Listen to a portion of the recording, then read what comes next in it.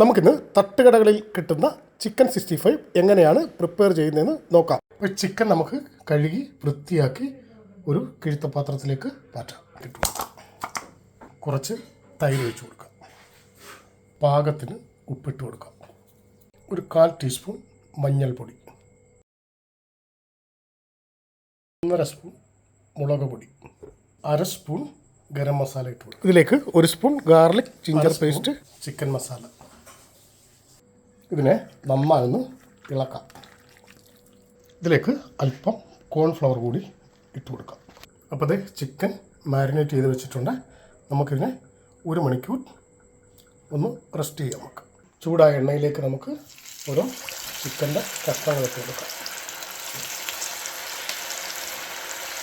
ഇതിലേക്ക് 4 കീറിയ 2 പച്ചമുളക് കൂടെ ഇട്ട് കൊടുക്കാം. 2 കറിവേപ്പിലക്കമ്പ്.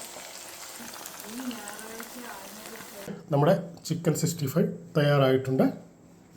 മറ്റൊരു വീഡിയോയുമായി വരുന്നത് വരെ ഏവർക്കും ബൈ.